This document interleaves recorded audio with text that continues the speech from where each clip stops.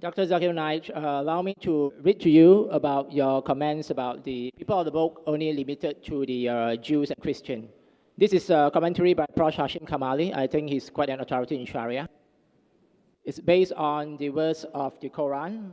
Those who restrict the category of Ali al-Kitab to Jews and Christians. Sorry. What is the name you took? Which is the name of the famous person? You said because just now. What was the name of the commentary? Who wrote it? Prof. Hashim Kamali.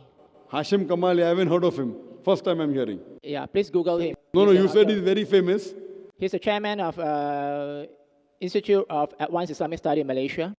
Maybe famous in Malaysia. Yes, yeah. Maybe famous. He may be good scholar. I'm not saying he's bad. Yeah, I'll pass you his book. You can read. But right now, just for the benefit I haven't heard of him. He may be a good person. He may be a good scholar. I'm not disagreeing with that. But I personally haven't heard of him.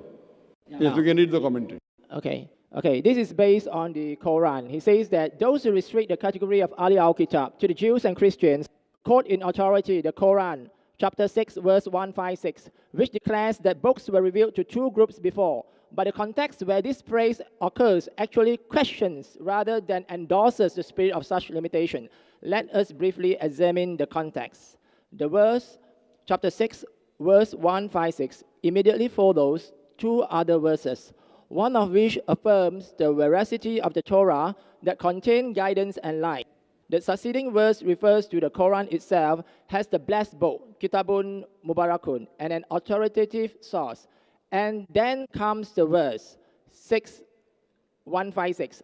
Lest you should say, bracket, think, that books were sent down to two, bracket, groups of people, bracket, only before us, and for our part we remain unacquainted with a revealed book. The tone of the discourse here is expressive. Brother, all this doesn't make a difference. I'll give the reply again to you. All this doesn't make a difference to me. Even I'm a student of the Quran. Let me tell you one thing. I want to repeat the answer which you have not heard correctly. I told you by meaning, Ahle Kitab means people of the book. It can also mean people of the revelation. In that context, even Muslims are Ahle Kitab. Allah has sent many books. Quran says in Surah Ra'd, chapter 13, verse number 38, لِكُلِّ أَجْلٍ Kitab. In every age we have sent a book. That's the definition. But when Quran uses an idiom, Ahle Kitab, it only refers to Jews and Christians, no one else. If I agree with that person, I don't know what context he's talking about, then there will be big chaos. Among the Ahle Kitab, there are those who say this. And it says, Ahle Kitab believe in law and gospel, meaning Torah and the Injil. With these, there are many verses in the Quran. With this, it is 100% sure that whenever Quran refers to Ahle Kitab, it only refers to Jews and Christians as an idiom. Otherwise, there are many other people who are Ahle Kitab. But when the Quran refers to it, and I give you the example, when Quran says, "Oh Prophet, tell your wives and the believing women," you ask me, who's the Prophet? Adam is Prophet, Noah is Prophet, Abraham is Prophet, Musa alayhi salam is Prophet, Jesus is Prophet. But when Quran says Prophet, it specifically refers to no one but Prophet Muhammad, peace be upon him. I gave you the answer, you didn't hear it. I hear you, but I hope this that is you the also... answer. I disagree because if I follow with that, there'll be contradictions in the Quran. I don't agree there's contradiction in the Quran. Quran says, Ahle Kitab believe in Torah and the Injil. Now you will say, Buddhists believe in Torah and Injil. They cannot. Dr. Zakir Naik, I think we should learn how to agree to disagree. Not agree to disagree. What you're saying, if I agree with you, I'll have to believe that... I'm not asking you to agree with me. I'm just I'm a sharing your view. I disagree with you. You shared the view of an eminent Muslim scholars. There are many eminent people who can make mistakes, and there are many good scholars who have made mistakes. I don't disagree he's not eminent. I'm not saying he's not eminent. Okay, since you say this Abdullah Yusuf Ali which I quote, this Abdullah Yusuf Ali, brother, you want to keep on speaking? Have you come here to give a speech? This book which I refer, the translation, Abdullah Yusuf Ali, according to me, it's the best translation available. There are mistakes in this also.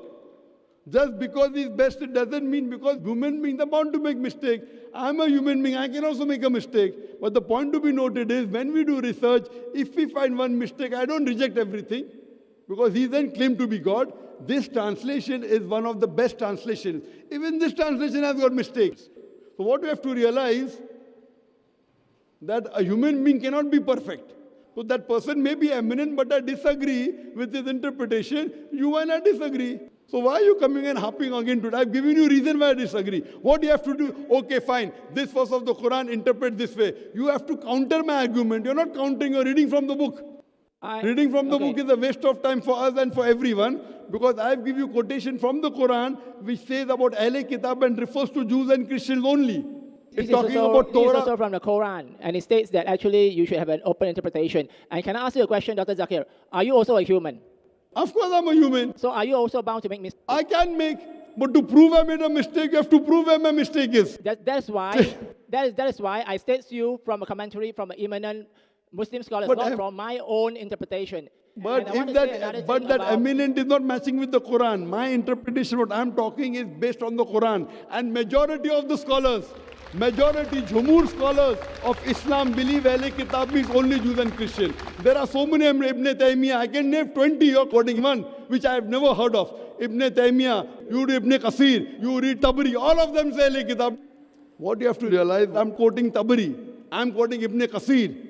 All these top commentaries, all of them say that even Abdullah Yusuf Ali, even Abdul Majid Daryabadi, all of them say Ahle Kitab means Jews and Christians. Now you get one Malaysian, fine, you may respect him, I've got no objection to that. Therefore, when you see, you have to give evidence. That evidence doesn't hold good for me. That's the reason I say that I believe with the commentary given by eminent, not 100 scholars, 100. So when one is against 100, if it has proof, if it's worth considering, I consider. If it's not worth considering, I don't consider. If you want to believe in it, you have full right. No one can force you. Hope that answers the question. Wa akhir da'wana alhamdulillahi rabbil alamin.